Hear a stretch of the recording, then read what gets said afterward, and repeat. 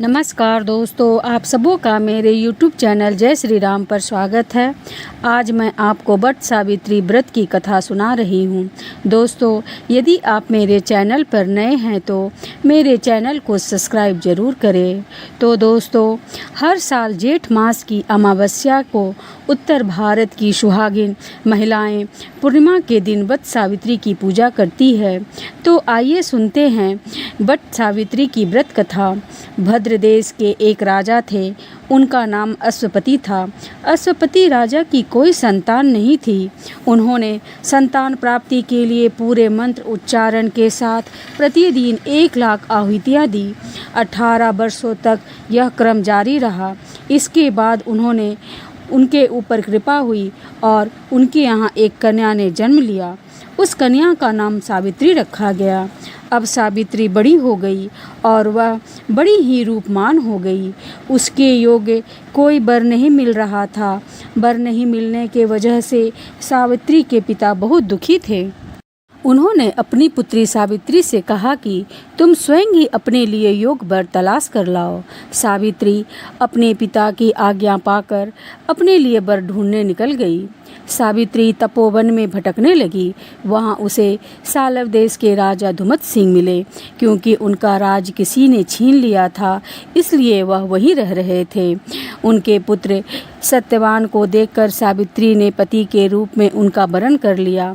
उसके बाद सावित्री घर लौट आई। सावित्री जब घर पहुंची तो उसने अपने पिता के साथ नारद ऋषि को देखा। पिता के पूछने पर उन्होंने बताया कि उसने सालव देश के राजकुमार सत्यवान को अपना पति स्वीकार कर लिया है।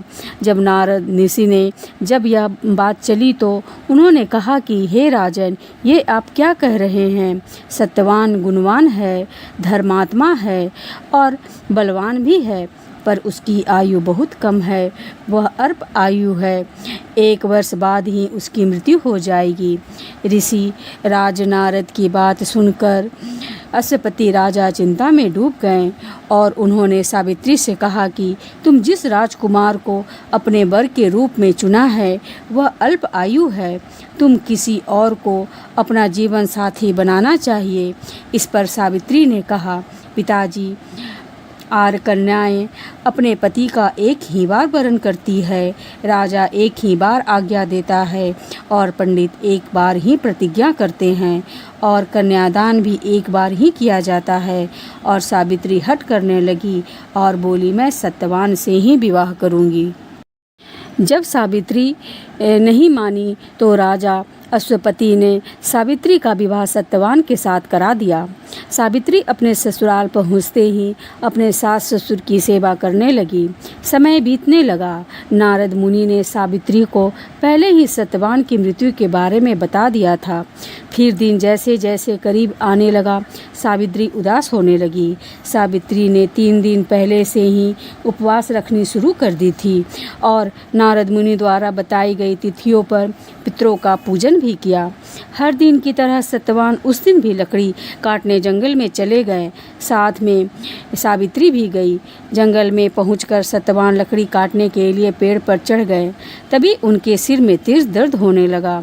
दर्द से व्याकुल होने के कारण सत्यवान पेड़ से नीचे उतर गया। तब सावित्री सत्यवान के सर को गोद में रख करके सत्यवान का सिर सहलाने लगी।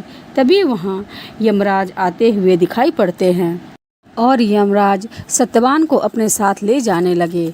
तब सावित्री भी उसके पीछे पीछे चल पड़ी।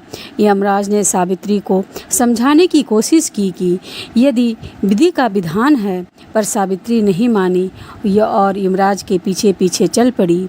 उन्होंने यमराज से कहा कि मैं सत्यवान को ले जाने नहीं दूंगी।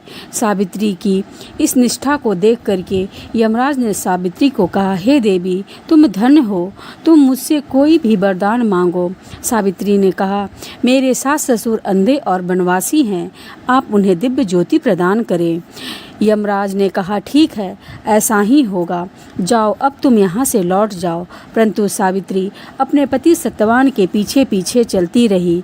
तब यमराज ने कहा, देवी, तुम वापस जाओ। सावित्री ने कहा, भगवान, मुझे अपने पति के पीछे पीछे चलने से कोई परेशानी नहीं है। उनके पीछे पीछे चलना मेरा कर्तव्य है। सावित्री की यह बात सुनकर यमराज ने उन्हें एक और वर मांगने को कहा।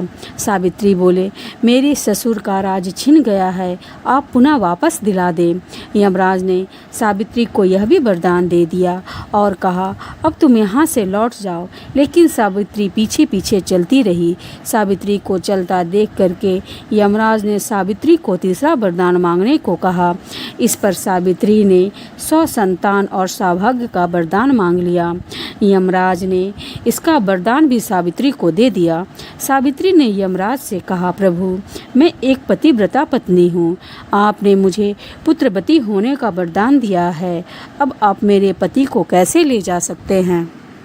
यह सुनकर यमराज को सत्यवान के प्राण छोड़ने पड़े और यमराज अंतर्ध्यान हो गए। फिर सावित्री उसी वट वृक्ष के पास आ गई जहाँ उसके पति का मृत शरीर पड़ा था और सत्यवान फिर से जीवित हो गया और वह खुशी खुशी अपने राज्य की ओर चल पड़े। जब वह घर पहुँचे तो उन्होंने देखा कि उसके माता पिता की आँखों की रोशनी लौट आई है। उसके बाद उनका राज्य भी मिल गया। इस प्रकार सावित्री और सत्यवान सुखी पूर्वक रहने लगे। तो यह थी वट सावित्री व्रत कथा। तो इस कथा को सुनने से और व्रत करने से वैवाहिक जीवन और जीवन साथी की आयु पर आया किसी प्रकार की कोई भी संकट टल जाता है। दोस्तों, आपको यह कहानी कैसी लगी कमेंट बॉक्स पे ज़रूर बताइए। यदि कहानी अच्छी लगी हो तो चैनल को सब्सक्राइब करें एवं ज़्यादा से ज़्यादा शेयर करें। जय श्री राम।